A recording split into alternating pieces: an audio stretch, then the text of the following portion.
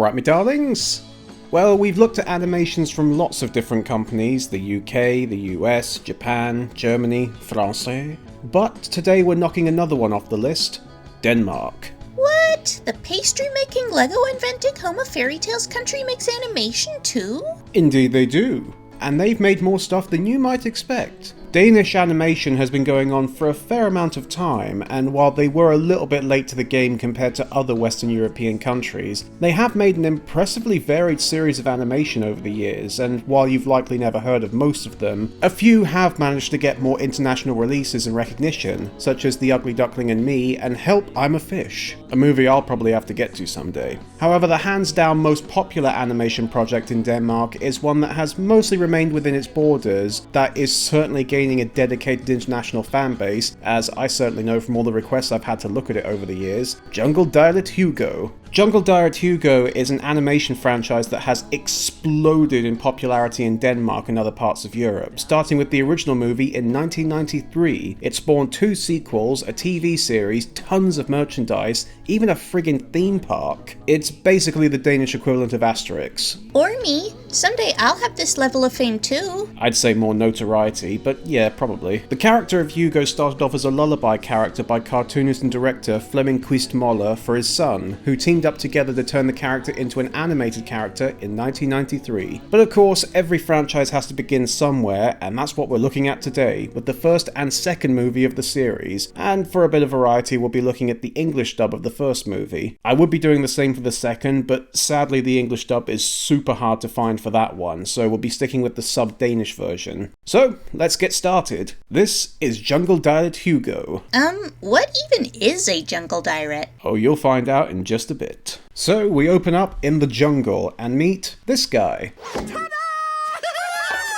Good morning. Wanna hang out? Oh my god, he's so cute! What's up with you? I'm the cute one round here. I'm the Fox King of Cuteness. Well, you are not going to be happy with another character who pops up later, but we'll get to that in a bit. This is the titular Hugo, a strange, unidentified jungle creature who looks like a teddy bear going Super Saiyan. Either that or Reuben from Lilo and Stitch deciding to take a holiday away from world domination. And as stated, is super adorable, mischievous, and loves to have fun, especially with his 2 monkey friends. Tap, tap, tickle, tickle, snap, snap, kissy, kissy, clap, clap, what a happy day! Oh, a bit late for the warning, but this song will be stuck in your head all day. You're welcome. Also worth noting, Hugo in the English dub is voiced by Bronson Pinchot, who you might know as Balky from Perfect Strangers.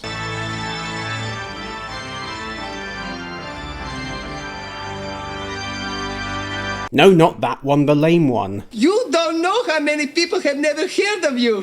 As well as Mr. Toomey from Stephen King's The Langoliers and Laurel from The New Adventures of Laurel and Hardy. Not exactly a glowing resume, but the guy does have talents, and he does do a good job of voicing Hugo, though there are a few times where he sounds more like Tom Kenny. First you would have gotten cramps, and then your eyes would roll around in your head. Well, if it was him, it wouldn't be the last time he'd voice someone yellow and annoying. For the record, he said that, not me. Don't kill me, SpongeBob fanboys. Before going forward with the plot, we have to address the animation, which, as you can see, is really good. It's got great flow, it's very energetic, and the design work is great. Having a mix of more meaty depth and stylized cartoonish elements, and while it can be a bit busy and move a bit too fast, I feel that it is still really well made and very impressive for a country that doesn't have a long history in animation. So that's a good start already. Hugo has a lot of character and charm just through how he's drawn and animated alone, and all the characters are so expressive that you can tell exactly what they're thinking even without dialogue. There are a few parts where the line work is a bit sketchy, like they didn't erase their original pencil lines well enough when inking, but it's not too noticeable. But now let's dash that a bit with the introduction of our villain. This is Isabella and her husband slash producer Conrad. She's a film star with an obsession for rare exotic animals and demands one for her new movie. And she looks like if Cruella de Vil or the villain from The Rescuers had a major makeover and took Demi Moore's hair designer. One thing to know is that her English dub voice is rather annoying. I don't ask you for that much, do I, Conrad? It's been weeks and you still haven't found an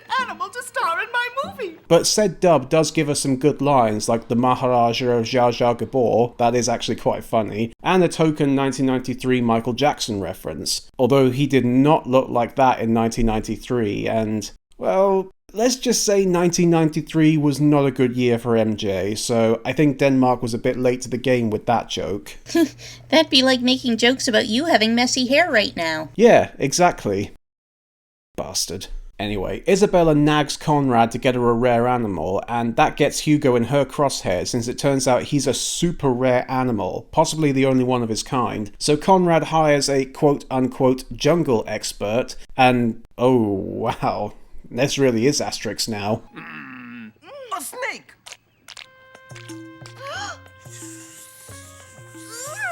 Ooh, something tells me there is some really disturbing fan art of this guy. That's something you and him probably have in common then. So Conrad and the expert do capture Hugo and bring him to Isabella, and after some rather awkward moments,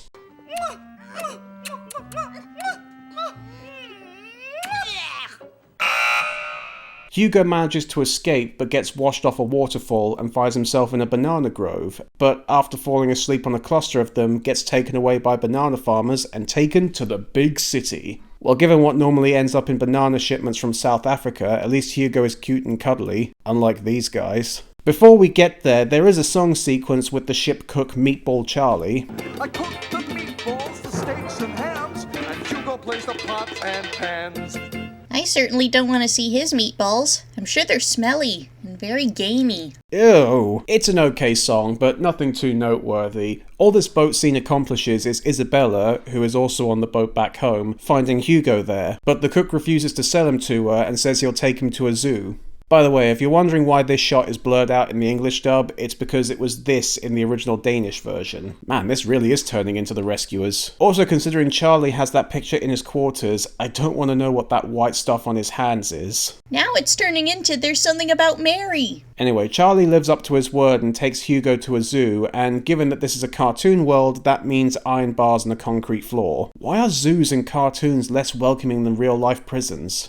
Still looks better than my first house. Naturally, Hugo doesn't like it, but hope comes in the form of a red and white little cutie called Rita. Rrrr! What's wrong, Huck? I'm the cute fox. Me, no one else. I'm the #1 Vulpus Wonder Child. Alright, take it easy. No need to get into a tizzy. Everyone gets like this when they see their ex. Hey! This is Rita, an urban fox who also has an amazing design, and is a street-smart, confident little shit, not unlike another fox I know, who breezes her way through life without a care in the world, which makes her a good contrast to Hugo since now that he's in the city, that aspect of his personality is gone and he's scared, shy, and awkward, which is a clever dichotomy of characters as they act as reflections of each other in different environments. Much like how, in the pub, I'm the one hitting people over the head with cricket bats. Right, Huck? We are not talking about the last time we saw the ashes again. We agreed to that. Before Hugo can get to know her better, Jasper and Horace here try to break in and steal Hugo for Isabella. Fortunately, Hugo manages to escape and comes across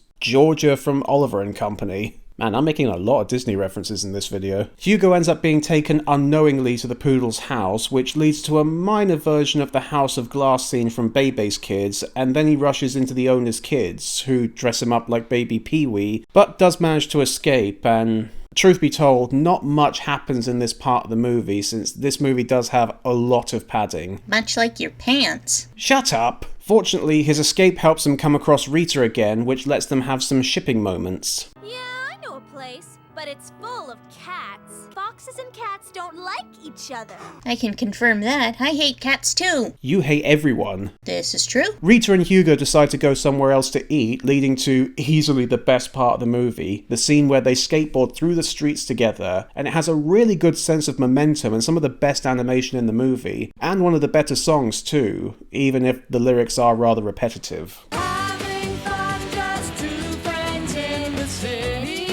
Sorry, I don't get it. Are you guys friends in the city? They then arrive at the back door of a restaurant where a group of cats are waiting for scraps, one of whom looks uncannily like Bluebeard from Feliday. Oh, hey, I managed to reference something other than Disney. And if this is Bluebeard, then I wouldn't mess with those cats, Hugo, given what they get up to in that movie. Anyway, Hugo decides to talk his way out of the situation, which is apparently one of his best skills. I hypnotize them. I put them into a trance by having them look into my eyes. Maybe I should try this if I get cornered in an alleyway when I move to Toronto. Of course, it doesn't work, so Rita comes to his rescue, though is hardly happy with Hugo. Don't you have something else to say to me? Like an apology? Bringing back some bad memories for you, Huck? Shut up. Fortunately, they end up making up almost immediately afterwards. I'm sorry. Fine. Apology accepted. Well, that's shagged that then, hasn't it? And then they return to Rita's family den, with her mother waiting for her. And where have you been, Rita? I asked her to come home early to babysit. I'm going to take a nap. I'm tired. Well, there's one thing you don't have in common with Rita. Her mum's a bit of a pill. At least she isn't cavorting with my worst enemy. Hey, you know what they say, make love, not war. I will make you feel sorry for saying that later. Rita's mother agrees to take Hugo back to the harbour to find the ship that brought him there. He asks Rita to come with him, but she turns it down since the city is her home. Meanwhile, Conrad and Isabella, yeah, remember them? They're supposed to be the villains, and we haven't seen them for 45 minutes. The villains in Power Rangers appear more frequently than that. I will say a nice animation touch is how these animal hunters look exactly like their dogs, which is actually a really funny little detail. They say people grow to look like their pets over time. If that is the case, I really don't want to know what I'd look like if I grow to look like Huck. But that might be okay because I may get my hair back in the process. Although it would also make me ginger, but you know, swings and roundabouts. I am not your pet. Though Rita's mum seems to be just as good as a taxi as she is a mother, since she abandons Hugo when Conrad's men show up. Fortunately, Rita shows back up. Unfortunately, so do the cats, and they're not happy.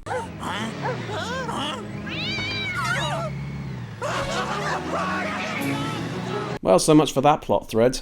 This then leads to a chase scene which has some really good animation and even rather seamless CGI integration, which is really impressive. Isabella and Conrad figure out Hugo's plan to get back on the banana boat and try to pick him off there. This is juxtaposed rather well with a tender goodbye scene with Hugo and Rita, giving us a really good mix of tension and sorrow, which is really clever, especially since this movie has had some major padding issues. But these moments overlay themselves really well. Sadly, we don't get to enjoy this for too long since Hugo gets chased off by the trappers, which leads into a really satisfying moment where Conrad tells off Isabella. I've had enough out of you. You're a petty, self-centered, second-rate actress. Now I know what it'll be like when I finally snap at you. And when that happens, I'll snap your legs. Hugo and Rita have one final goodbye as he sets off back into the jungle and reunites with his monkey friends, and we get a reprise of the opening song, and so ends the first Jungledyret Hugo movie. So, what did I think of that? Well, I can admit that for a movie that kickstarted a whole franchise and is one of the most popular non-English animated movies, it is a bit messy. As I said, the movie is padded to hell with stuff that doesn't get properly resolved or just kind of peters out, and despite the fact that the movie is only an hour long, it really makes it feel like a bit of a slog. Plus, while the English dub is mostly okay, it can get a bit annoying. But I wanted to do the English one for this movie since very few people talk about it. But if you do get the chance, go with the original Danish version. Despite those flaws, this movie is still pretty good. Hugo and Rita are really enjoyable characters from the way that they are animated and voiced in both versions, and their relationship, which flip-flops between intimate platonic and pseudo-romantic, it does really help make them more endearing. Plus, I love the way they make the city look. It's a mix of fun and mysterious, but also unknown and scary. Plus, combined with Hugo's fish-out-of-water character, it really reminded me a lot of An American Tale. And while it doesn't have the same sense of atmosphere that that movie did, it does still have a good mood to it and really makes it a fun movie.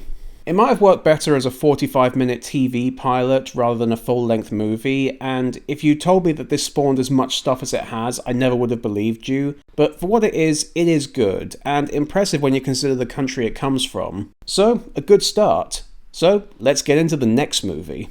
Jungledyret Hugo 2 was released 3 years later in 1996, and as mentioned, we'll be looking at the original Danish version with English subtitles, since the English dub is super rare. But hey, as I said, gives us some variety. In fact, this movie in general is very rare, hence why the video quality isn't as good as the first one. Sorry about that. But let's get into it properly now. As you can see, the animation is more or less on par with the first, only this time there are now more CGI moving objects instead of just the backgrounds, which is really ambitious and, like the last time, are integrated really well, so bravo to that. But I'm sure most people here are interested in what's going on with Rita. I'm not. Okay, everyone except Huck, that is. Well, as expected, she's missing Hugo, and also her mum hasn't changed her tune much. Glem ham. Han er jo rejst hjem til sin jungle. Ham ser du aldrig igen.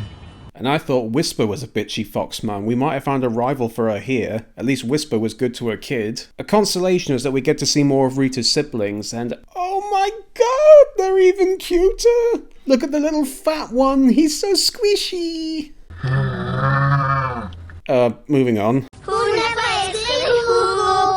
Hey, hold så op altså. Oh, so these kids have been on the Jungledyret message boards then. Makes sense. Yeah, if you can't tell, the shipping of Hugo and Rita is a big part of the franchise and the fan base. Hell, even the wiki calls Rita Hugo's girlfriend. Ignoring how they're kids, though what sort of equivalent age they're supposed to be is rather vague, I shudder to think of what sort of babies they'd make. I mean, they're both cute, but two cute things put together doesn't always make something that's just as cute. I think that's a review of our show. This leads into our first sequence, which I have to admit is a damn good one. It's got an almost Alan Menken sense of catchiness to it, and Rita's singing voice is pretty good.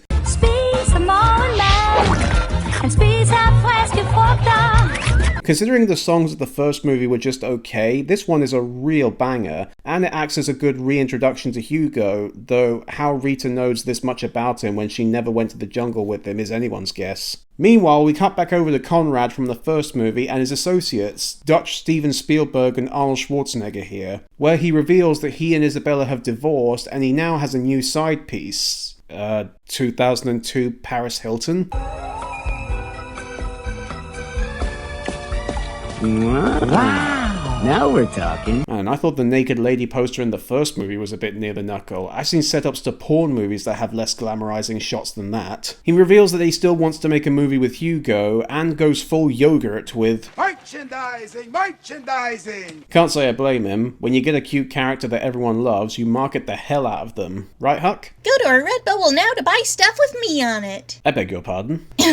I mean, that's right. After that, we go to Hugo in the jungle and another song with some amazing backdrops. I will say, while the cell animation isn't that much of an upgrade, though it is a lot more cartoony than the last movie, the use of backgrounds, colours and lighting is incredibly more advanced compared to the first movie, and it looks spectacular. It's of course nothing on the same level as the big Western animation companies at the time, but again, considering this is from a country that doesn't even have the same pedigree as those ones, it's really impressive. Besides that, I guess Hugo has become the Simba of the Amazon, since now all the animals gather round to listen to him sing and tell stories about his adventures. Well, there's something you have in common with Hugo and not Rita, Huck. Hey, I know how amazing I am, and I don't care how much people hate it. They just wish they were me. Until they get your fleas. Hey, that's not fair. I bathe. Regularly. Yeah, as regularly as a solar eclipse. It's still more times than you get a date, Baldy. As you can see, Rita and Hugo are pining for each other badly, but they may get to see each other sooner than they expected, as Conrad and his team are at the jungle already, and decides to... Oh, well, doesn't this look familiar?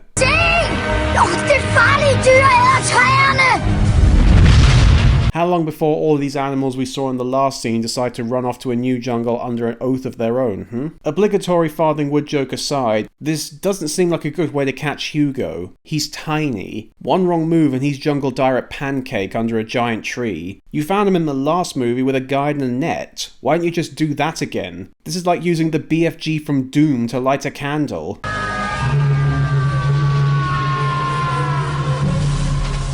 See? Now Hugo's dead. Yay, now I can be the only cute mascot around here. Nah, I'm just kidding. Despite being seemingly crushed under a tree and then being caught in a forest fire...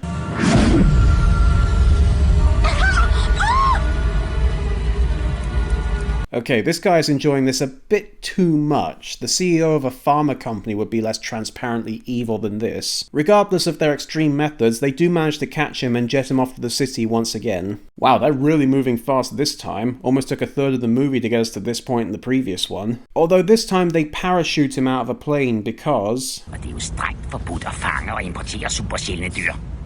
Når vi lander og tolderne undersøger flyet, finder de ikke. You know, I can't help but think there's a more simple way around this. Hell, you could probably stuff him up your shirt and they wouldn't even question it given your big belly. Despite that, he does make it to the studio and Conrad brings in Woody Allen here to teach Hugo how to be an animal actor. Well, if most animal movies have taught me anything, it's that have him mostly static acting shots for 5% of the movie and then CGI him the rest of the time. Which might end up being the case for this production since Hugo doesn't take to being tamed very well. Fortunately, a friendly Robin finds him and just by luck happens to know Rita and takes her to him and digs in to try and get him out. But Hugo's being taken for his first scene of the movie. Also, it should be noted that the director, who is meant to look like Spielberg, is clearly meant to be American, and as such is speaking in what I would like to call Danish, or rather Danish with some English thrown in. Okay, Elpodas Plaza.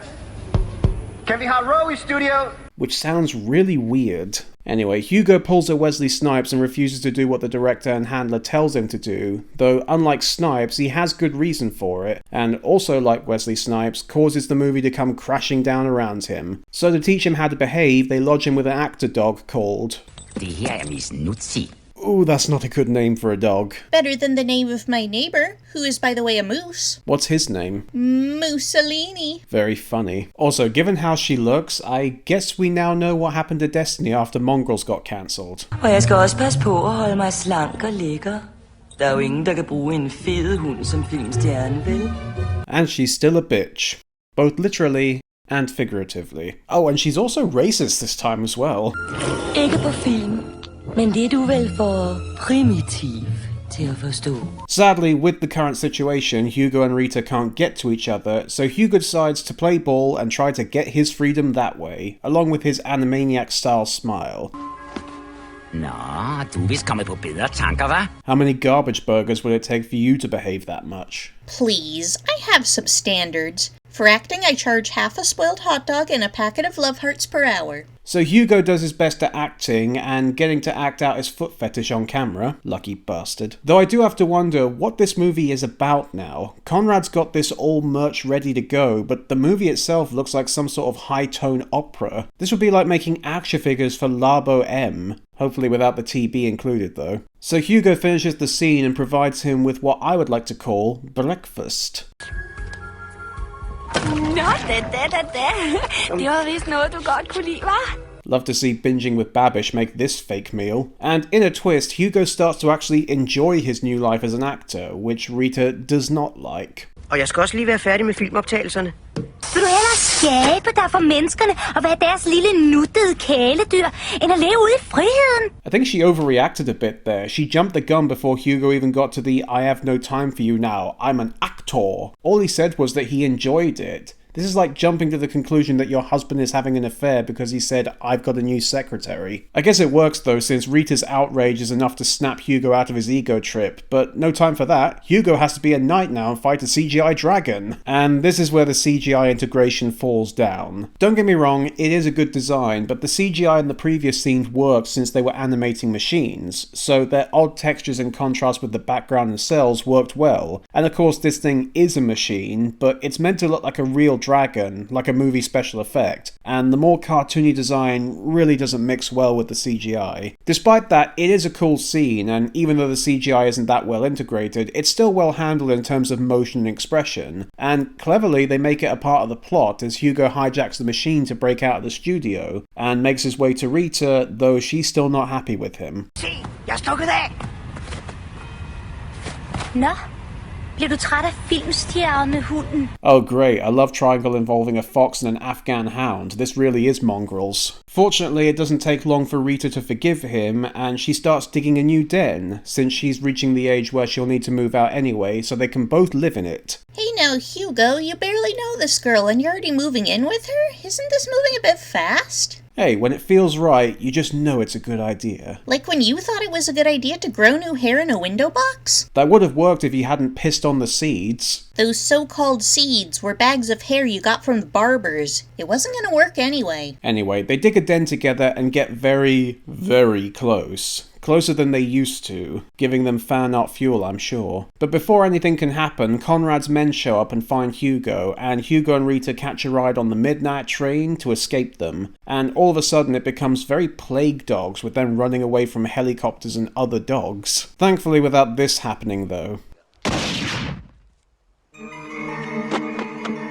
I hope that does happen, with Hugo and Rita on the receiving end. You can be a sick bastard sometimes, you know that. They hide out in a pig farm, which probably leads to what is the most famous and infamous moment of the franchise. Hugo tries to rally the pigs to escape with him, and Rita to scare off the dogs, which of course leads to a song, which Rita starts dancing to.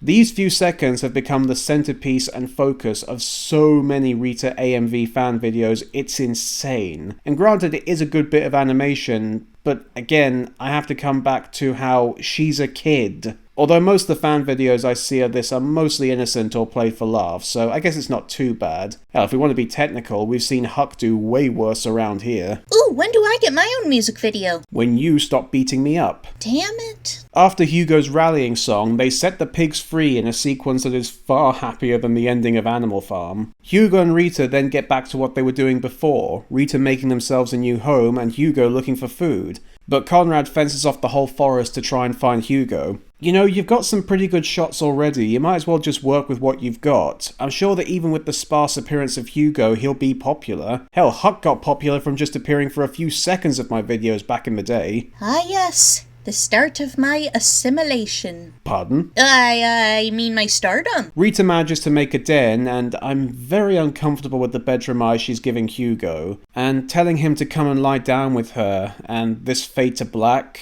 What the hell's going on right now? Do I need to explain the facts of life to you? I know you're inexperienced, but I didn't think you were this naive. Very funny. I mean, it's kinda cute, but again, I'm not sure what age these characters are supposed to be. I don't know, am I the only one who thinks this is weird? Well, whatever. Conrad starts revealing more of his true colours. Dyret kan ikke erstattes af et andet dyr, men du kan sagtens erstattes af en anden skuespillerinde. Man, he's gone full Mel Gibson here. Getting a divorce has really added about 50 evil points to his character. In the first movie, he was more or less just a toadying sycophant to his wife. Now he's something out of a 90s melodrama. You know, the more I see him like that, the more he reminds me of you. He even kind of looks like you. Oh, come on, that's not fair. I don't wear glasses. On a similar note, turns out life in paradise isn't turning out great for Hugo either. Træerne dør. Nu er der ikke nogen skjulesteder længere. Og jeg er også ved at dø af kulde og sult. Og du griner bare af mig. Hopefully this won't be a reflection of what will happen when I'm in Canada. Hugo wants to go back to the studio now that the fall has set in. Honestly, I don't blame him. He lived in the jungle all his life. He is not suited for this environment. But Rita, much like before, is not happy and again overreacts a little bit. So they storm off in separate ways, and granted Hugo can be a bit of a dick, but he's not too out of line here. As I said, he's not suited to the cold weather and it's only autumn. What's it going to be like when winter sets in? Before we know it, this is going to be Jungledyret Hugo. Yes! And things go from bad to worse, and Conrad reveals that he's trained the dogs to kill Rita as well as retrieve Hugo. So we had a recreation of the first episode of Farthing Wood, now we've got the Friends in Need episode, with the main character being chased down by hunters looking for their kinda sorta girlfriend. Let's hope a friendly snake comes along to save them this time. Fortunately, they managed to make up and get away on a frozen river. Now it's the episode New Enemies. But they still manage to corner the pair, but help comes in the form of a pig stampede. Now it's the episode A Joke Backfires with pigs. What next? Is an evil version of Rita gonna pop up and start a war with her? Evil version? And much like A Joke Backfires, the authorities show up and arrest Conrad, courtesy of his now ex-girlfriend and the animal trainer. And then Hugo and Rita jump on a train to head to the south, where it's warmer and better for them, and they can be together. And that's the end of Jungledyret Hugo 2. So what did I make of that one? Well, this movie also isn't without its flaws. Hugo and Rita are noticeably more bitchy than they were in the last movie, and there's not as much of a variety of environments as the last time, and the fact that the villain is just one half of the villain duo from the first movie is a little bit disappointing. Also, are we just going to ignore that Rita basically abandoned her family? I know she was supposed to move out soon, but those cubs still needed her and she's never going to see them again. Hey, I grew up an only child and I turned out fine. Debatable. But all that aside, I think this is a marked improvement over the first movie. The first movie was good, but this had much more lively animation, much less muted colours and lighting. The songs are fantastic, it's paced much better, and with much less filler throughout. And while the relationship between Hugo and Rita is a bit weird, it is legit rather sweet, and their tiffs together just make it all the more endearing. The sense of atmosphere in the first movie was definitely a lot better, but overall I much preferred this one. But both movies were really good, and I totally recommend them to anyone who wants to see something more alternative to typical Western animation, and to see what kids' movies are like in other countries. But this wasn't the end for Hugo and Rita though. As mentioned, it also spawned a TV series that ran for one season and a total of 13 episodes in 2002. Naturally, the animation isn't nearly as good as the movies before, but it's pretty good for TV animation, and arguably has better use of colours and lighting than the movies did, and was apparently quite popular in some parts of Europe. Then finally, in 2007, there was a CGI third film, and oh my